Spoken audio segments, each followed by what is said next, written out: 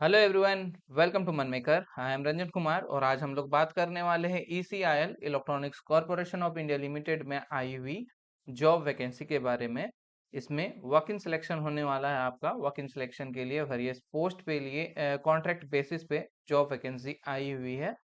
तो वो देखते हैं क्या है इसमें, वाकई किस चीज के लिए है वैकेंसी की।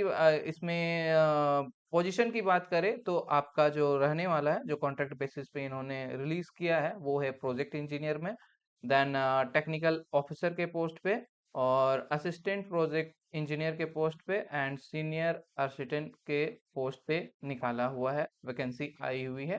प्रोजेक्ट इंजीनियर की बात करें तो प्रोजेक्ट इंजीनियर में जो क्वालिफिकेशन आपकी रहेगी वो बीई या बीटेक होना चाहिए। डिफरेंट ब्रांच, वो ब्रांच अभी आपको पता चलेगा।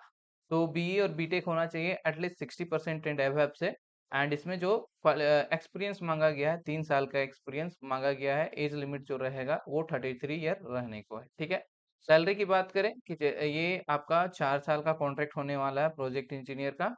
इसमें आपको फर्स्ट ईयर 40,000 40,000 पर मंथ मिलेंगे। देन सेकेंड हर मंथ 5,000 इंक्रीमेंट रखा गया है। ठीक है। देन टेक्निकल ऑफिसर की बात करें तो इसमें भी आपको बीई और बीटेक मांगा गया है। एटलीस्ट 60% एंड अबव रहना चाहिए। 1 ईयर का एक्सपीरियंस होना चाहिए। एंड 30 ईयर इसमें मैक्सिमम एज लिमिट रखी गई है।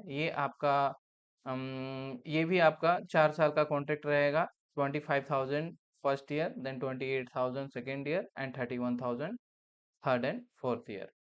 असिस्टेंट प्रोजेक्ट इंजीनियर में डिप्लोमा वाले लोगों के लिए है। इसमें भी एटलीस्ट 60% से एबव होना चाहिए मार्क्स। 1 ईयर का एक्सपीरियंस होना चाहिए। 30 ईयर की एज लिमिट रखी गई है।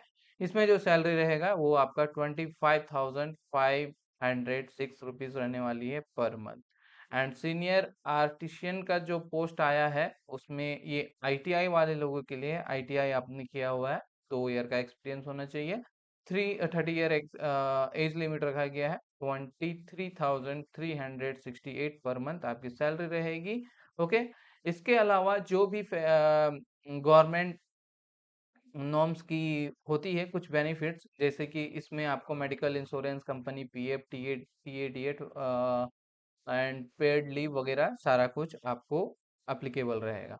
तो ये जो पोजीशन है ये आपकी डिफरेंट जोन वाइज इन्होंने निकाला है, different location and zone wise, जिसकी डिटेल्स यहाँ पे दी गई है। इसमें कौन कौन से ब्रांच, अगर आप जिस जोन से अप्लाई कर रहे हो उसमें कौन कौन सा ब्रांच एलिजिबल है और क्या क्या किस फील्ड में इसकी एक्सपीरियंस चाहिए, ये सारा कुछ इसमें मेंशन किया हुआ है।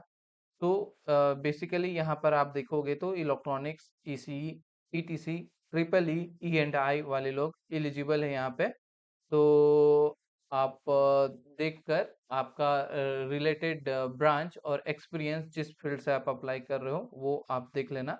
इसमें जोन वाइज, जैसे मुंबई, दिल्ली, अलग अलग जगह का जो है पोजीशन, आई मीन जोन और लोकेशन के बेसिस पे इन्होंने जो निकाला हुआ है, नंबर ऑफ वैकेंसी भी उसी तरह है।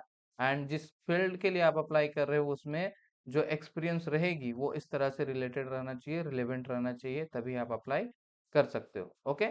सो बहुत सारे हैं इसमें, 4 जोन है, आई थिंक 4 जोन के लिए इन्होंने निकाला है। तो वो आप देख लेना किस किस जोन में किस एक्सपीरियंस की आपकी रिक्वायरमेंट होगी। ठीक है। एज रिलैक्सेशन इसमें दिया गया है, जो रहने वाला है 3 ईयर रहने वाला ओबीसी के लिए, एंड 5 ईयर एससी एसटी वाले लोगों के लिए है। इसको अटेंड कैसे करना है, वॉक इन होना है। तो जो डेट को है उसमें आपको बुलाया जाएगा।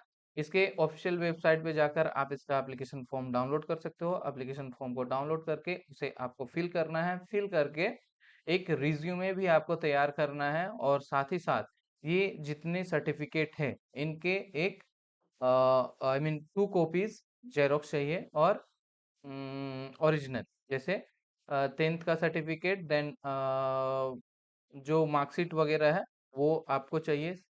जिस चीज़ के, जैसे आप डिप्लोमा वाले हैं या बीटेक वाले हैं, तो सेमेस्टर वाइज मार्कशीट और फाइनल डिग्री सर्टिफिकेट वो चाहिए। सीजीपीए परसेंटेज कन्वर्सेशन चाहिए, conversion form, I mean document चाहिए।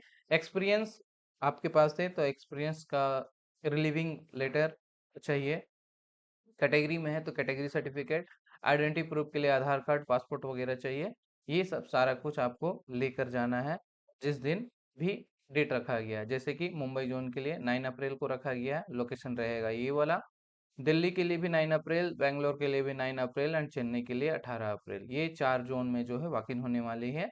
तो इस दिन डायरेक्ट आपको वहां पे रिपोर्ट करना है। यहाँ पे कुछ ऑनलाइन आपको फिल करने की जरूरत नहीं है। आपको एप्लीकेशन फॉर्म डाउनलोड करना है इसका ऑफिशियल वेबसाइट से। एप्लीकेशन फॉर्म को डाउनलोड करके साथ ही साथ उसको फिल करना है। फिल करने के बाद जो भी डॉक्यूमेंट इनमें इन्होंने मेंशन किया हुआ ये डॉक्यूमेंट लेकर आपको इस लोकेशन पे पहुंच जाना है इस दिन। ठीक है, इस दिन आपको इस लोकेशन पे पहुंच जाना है जो भी आपके नियरेस्ट जोन के लिए आप अप्लाई कर रहे हो। और जो रजिस्ट्रेशन होगा इसका यहाँ पे मेंशन किया हुआ है, मॉर्निंग 9 to 11:30। आप जिस वेन्यू पे पहुंचोगे 11:30 बजे तक आपका रजिस्ट्रेशन होगा। तो 11:30 बजे तक आप पहुंच जाना। इसके बाद अगर आप जाओगे तो वो अलाउ नहीं करेंगे। ठीक है, 9 से 11:30 के बीच इसका रजिस्ट्रेशन होगा। अब इसका सिलेक्शन प्रोसेस जो रहने वाला है वो डायरेक्ट सिलेक्शन प्रोसेस है, मीन्स इंटरव्यू के थ्रू होगा। पहला तो ये शॉर्टलिस्ट करने का 3 क्राइटेरिया में ये करेंगे। पहला, आपका जो मार्क्स है बीई बीटेक या डिप्लोमा आईटीआई में जो भी मार्क्स आप ला रहे हैं उससे आपका 20% वो कंसिडर करेंगे। देन 30% ये लेने वाले हैं आपके रिलेवेंट एक्सपीरियंस है, जो भी आपके एक्सपीरियंस है उससे आपको 30% मार्क्स मिलेंगे।